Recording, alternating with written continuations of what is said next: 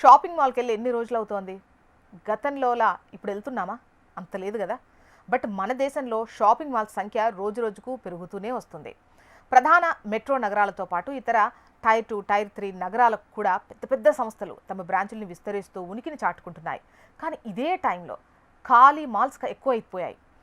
కొన్ని చేస్తున్నటువంటి పొరపాట్లు, నిర్లక్ష్యం, ఇతర కారణాలతో గోస్ట్ మాల్స్ సంఖ్య పెరుగుతోంది అని చెప్పొచ్చు. అంటే షాపింగ్ మాల్స్ పెరుగుతున్నప్పటికీ తక్కువ పనితీరు కలిగిన షాపింగ్ సెంటర్ల సంఖ్య పెరుగుతోందన్నమాట. వీటినే గోస్ట్ మాల్స్ అంటారు.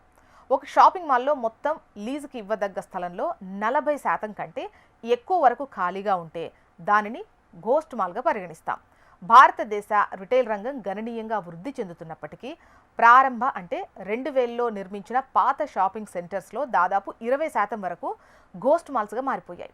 గోస్ట్ మాల్స్ పెరగడానికి కారణాలు మారుతున్న వినియోగదారుల ప్రాధాన్యతలు, అభిరుచులకు అనుగుణంగా లేకపోవడం, ఆస్తులు పాతబడిపోవడం వంటివి ఉన్నాయి. ఇంకా ఈ కామర్స్ కారణంగా ఆన్లైన్ షాపింగ్ పెరిగిపోవడం, ఒకే ప్రాంతంలో కొత్త మాల్స్, పెద్ద రీటైల్ పార్క్స్ రావడంతో పోటీ తట్టుకోలేకపోతున్నాయి. ఇతర ముఖ్యమైన అంశాల్లో మాల్ నిర్వహణ సరిగా లేకపోవడం, మరమ్మతులు సరిగా చేయకపోవడం, ఆకర్షణీయంగా ఉండకపోవడం. దేశవ్యాప్తంగా మొత్తం 32 నగరాల్లో 350కి పైగా షాపింగ్ సెంటర్లు ఉండగా ఇక్కడ 74 షాపింగ్ మాల్స్లో 15.5 మిలియన్ చదరపు అడుగుల నిష్క్రియ స్థలం ఉందట. దీనినే ఇనాక్టివ్ స్పేస్ లేదా ఖాళీ స్థలంగా చెబుతాం. ఈ ఖాళీ స్థలంలో 4.8 మిలియన్ చదరపు అడుగుల వరకు స్టోర్స్ ఉంచొచ్చు. వీటిని పునరుద్ధరిస్తే గనక సంవత్సరానికి 357 కోట్ల చొప్పున అద్దె వచ్చే ఛాన్స్ ఉంటుంది.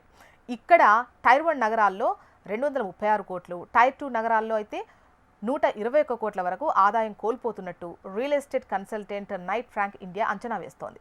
ప్రధానంగా పాత మాల్స్ను పునరుద్ధరించడం లేదా వినియోగంలో మార్పులు చేయడం అనేది కీలకం. టాప్ పర్ఫార్మింగ్ పాత మాల్స్ మధ్య అంతరం చాలా పెరిగిపోతుంది. గ్రేడ్ ఏ మాల్లో దాదాపు పూర్తి సామర్థ్యంతో పనిచేస్తున్నాయి. ఇక్కడ కేవలం 5.7% ఖాళీ స్థలం మాత్రమే ఉంటుంది. ఇక తక్కువ స్థాయి మాల్స్ విషయానికి వస్తే ఇవి నిర్మాణాత్మక సమస్యలతో సతమతం అయిపోతున్నాయి. గ్రేడ్ సి మాల్స్లో ఖాళీ స్థలం వాటానే సగటున 36% వరకు ఉంటుందట. ఎక్కువ స్థలం ఖాళీగా ఉన్న వాటిల్లో కోవర్కింగ్ స్థలాలు, విద్య, వినోద కేంద్రాలు, హెల్త్ కేర్ సెంటర్స్ వంటివి ఏర్పాటు చేయడం ద్వారా అద్దె ఆదాయం పొందొచ్చు అని నిపుణులు అభిప్రాయపడుతున్నారు.